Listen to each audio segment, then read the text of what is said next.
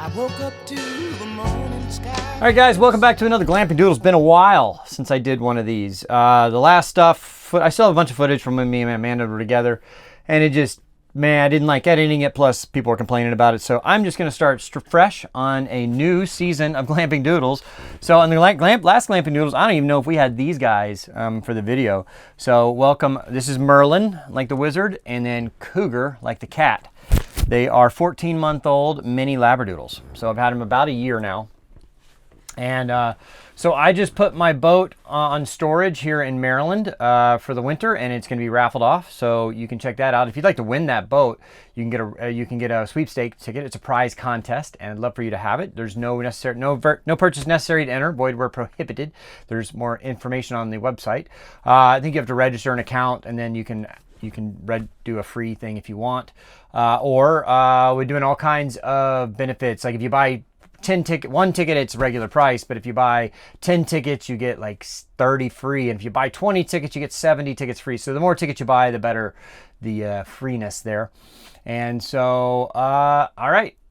And I'm going to make my way down to Nashville. I'm going to Texas, Dallas. So it's like Nashville's right in the middle. I'm not going to make it there today, but I will tomorrow. So I don't know where I'm going to end up tonight. I'll let you guys know on the video. But we're going to get moving right now. All right. First thing I need to do is get diesel pretty low. So on these big diesels, especially if you got a generator, you don't want to let them get below a quarter tank, because at a quarter tank is like where the level is, the generator starts pulling fuel. So anything, it leaves that last quarter tank just for the motor. And so you don't want to get air in the generator line. So you want to make sure you fill up before you get to a quarter tank, just so you don't have problems with your generator. So I'm just above a quarter tank. So I'll find a place to get fuel. I'm going to start heading out. Now I'm just going to put my destination as Nashville, although that's like a 12-hour drive and it's already it's 11 now. I won't make it, obviously. So I'm just going to drive till getting close to dark and then find a place to park the RV.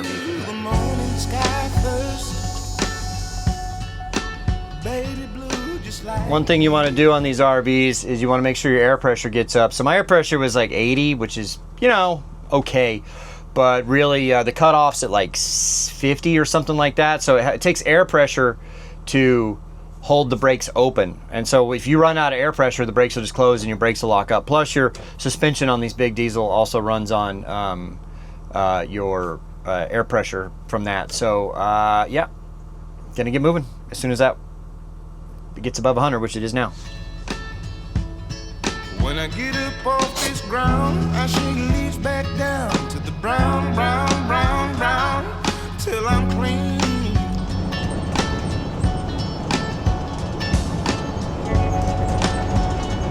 This is what we used to do. He likes to sit over there, he likes to sit in my lap and while we drive, and like it's been 4 or 5 months since we did this, so it's kind of crazy. They just, you know, fall right back into it. They remember it.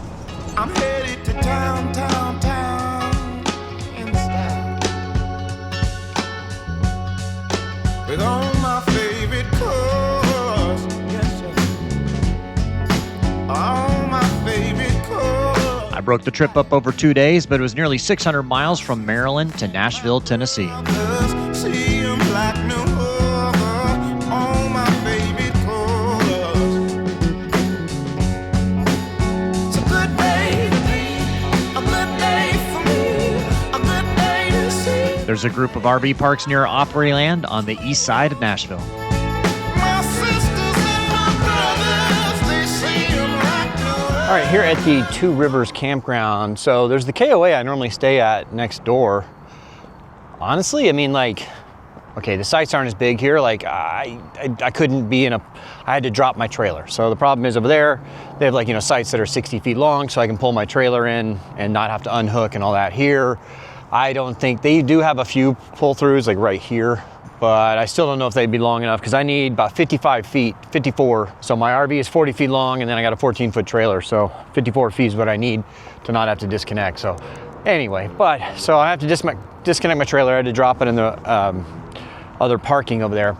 But I will say this is about half the price as the KOA over there. So might be my new go-to place.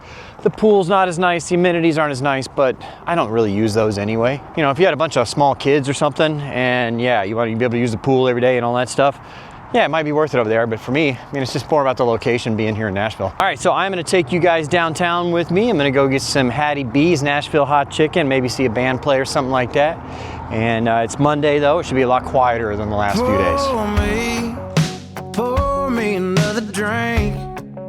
It's about a 15 or 20 minute Uber ride to downtown Nashville. Hell no, I just wanna sip it till the pain wears off. Pour me another round.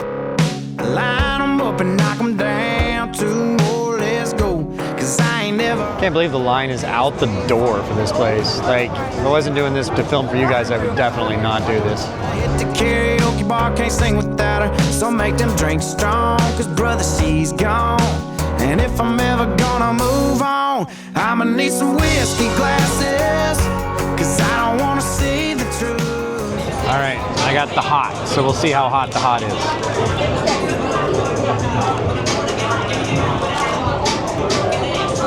It's warm. All right, let's kick it in.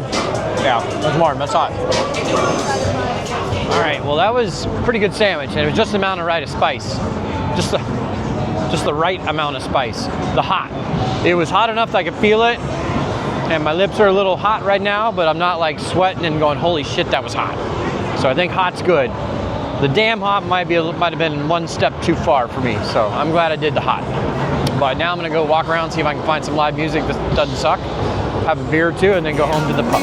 Whiskey glasses, if I'm gonna make it through. Broadway in downtown Nashville may be a bit over commercialized now, but it's still a good time. Break proof and see the world through whiskey glasses. Sip around the truth and see the world through whiskey glasses. I need a better view, or I'm drinking you. Last call, I swear this'll be my last call. All right, it's enough fun for me for the night. A couple beers after dinner or whatever. I'm gonna head back to the RV and say hello to the pups. It's Monday. I can't believe this place is like this crazy busy on a Monday. Welcome to Nash Vegas. No more at 3 a.m.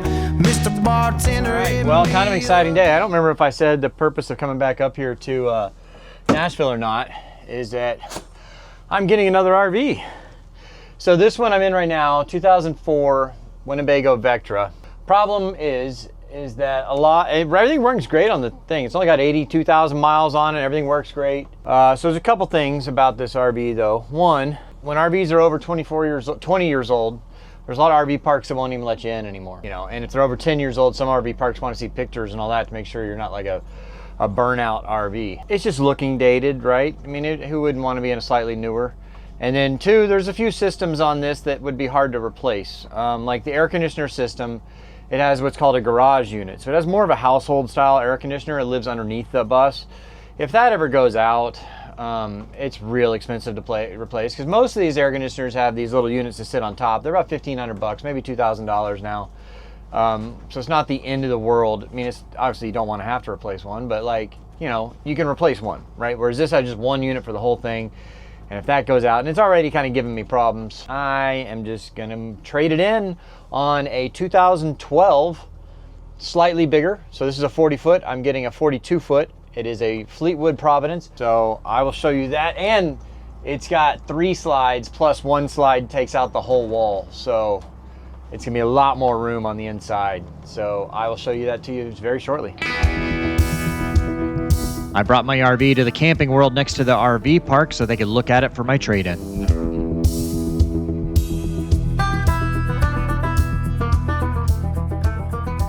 All right, so here it is. Let me give you a little walk around here. So this is a 2012 Fleetwood Providence. It's got triple slides on it. You got an outdoor TV right here. I don't know if that's open. Yep, okay. Got an outdoor TV and stereo system. There you go, it's nice. Plenty of storage underneath. Another slide here for the king size bedroom. 450 horsepower. Looking good, there you go. And then one huge slide that goes this whole side here, tag axle. Hey, come here. Come here, boys. You want a cookie? Come on. And then a generator, obviously, 8 kilowatt. Unfortunately, you know, this plastic crap on here. Never put the plastic crap on here. All it does is it ends up doing that shit or cracking and all that. Never put the plastic on there. Let me take you inside. Come on, boys, let's go inside. Come and get a cookie. All right, coming inside. This thing is just, number one, a lot more modern up here. It's pretty nice. But look at the space of this thing. Boys, relax. So, you know, slide out on this side, slides out all the way down on this side. Lazy boy couches, these kick out, they have little footrests. This pulls out into a bed. Dining area there. Kitchen on this side with that is a dishwasher. Full-size household refrigerator. I would prefer like an RV style refrigerator, but that's just what they're doing these days. So like, I gotta run the inverter to keep this cold, or run the generator. Big screen TV here.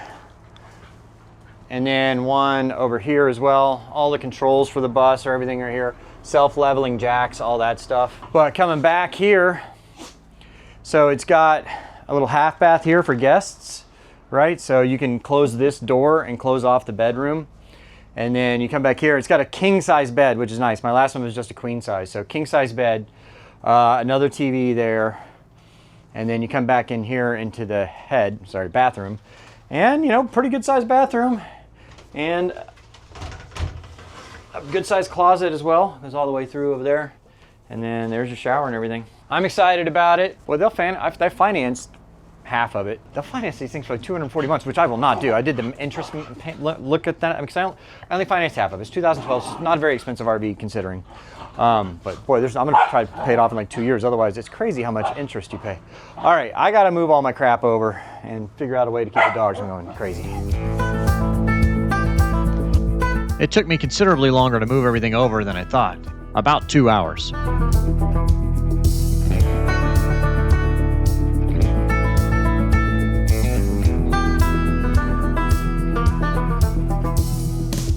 All right, you may notice I am still in the dealership parking lot, so yeah, okay, here's what happened. Literally pull out of the dealership parking lot in this RV. The dash lights up like a Christmas tree, and it says stop motor now, or like stop motor exclamation point, meaning it's serious. So I'm like, son of a bitch. So I stop it, I pull over, immediately stop, and then restart it, turn around to come back, and on the way back it does it again. And so I'm like, oh, okay, son of a bitch. So I get here, we do some investigating. So it rained a lot yesterday and today, so it's gone now a little bit, but I'll show you underneath the RV where you can see it a little bit. You can see all this residue right here. Okay, it looks like it would be oil or something, but it's not oil. That is freaking modern diesel engines. I mean, they're trying to do all the right thing with the EPA and the, you know, all that stuff, but really all you're doing is killing the horsepower. Look, in my opinion, you're just killing the horsepower and, I mean, reducing the gas mileage, which makes emissions worse in my opinion. But whatever, that's your own, whatever you want to say about it. I don't like me in it, whatever. I'm just annoyed. So I went, no, this is a lot newer RV, right? So now I got to have all kinds of emission controls. So the other one was 2004. It didn't need the DEF tanks and the diesel particulate filters and all that stuff. This one, being a newer one, does need diesel exhaust fluid and diesel particulate filter. So what happens is that all that stuff is, you know, downstream of the exhaust going out of the, you know, through the turbo and out through the exhaust, right? So the first thing after your exhaust goes and hits the turbo and it goes out from the turbo, it hits your EGR cooler, exhaust gas something cooler. I don't even know what that means, what it says, but it basically cools the exhaust before it goes into the diesel particulate fuel filter and the DEF system, diesel exhaust fluid system.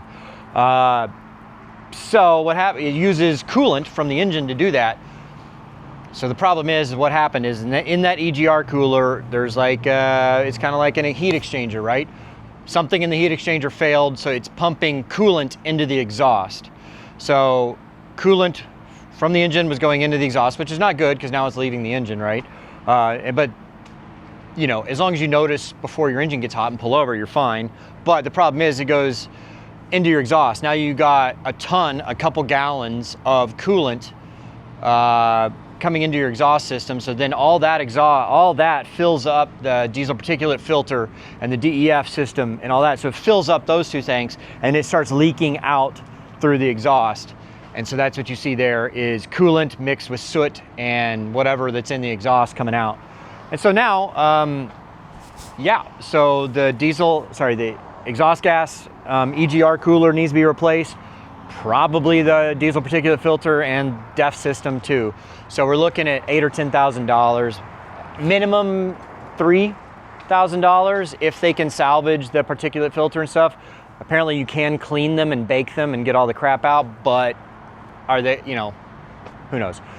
So anywhere from $3,000 to $10,000 to fix. I will say, so far, you know, they've been very accommodating. The dealership here is the Camping World in Nashville.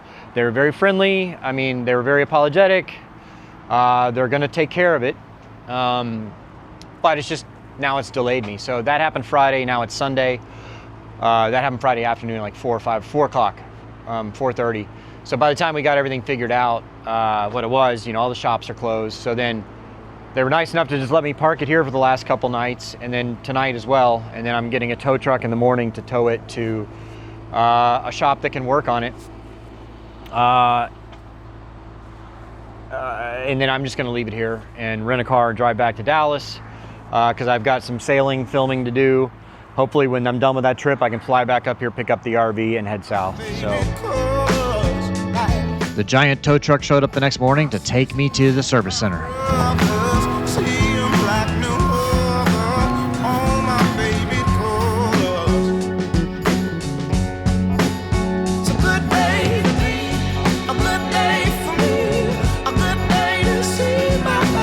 That's crazy. You know how strong that thing's got to be to do that?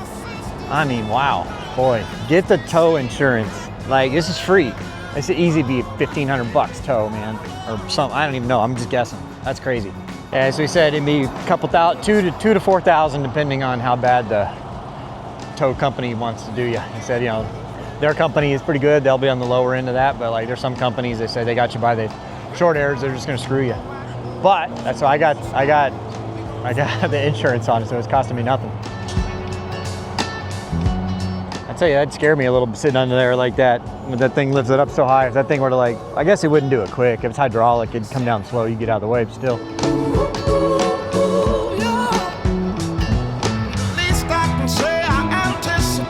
All right, so now he is underneath the bus, disconnecting the drive shaft. It's a lot of work to tow one of these. I can see why they charge. Oh shit! God, he was doing that. Oh, the RV started moving. He's got a remote control under there. Forgot he had that because that RV started moving. I was like, oh shit, he's on an RV.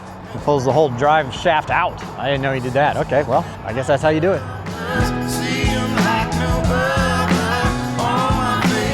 All right, on our way. So far, so good. Getting towed to the shop. Good news is that, you know, dealership is saying they're going to make it right because it was already having this problem before I picked this RV up. So I imagine they're just going to have to eat their profit that they were planning on, but that's part of the business. Make sure you're subscribed to the channel because this is not the end of this RV saga. It gets worse. Our channel members and patrons got early access to the videos.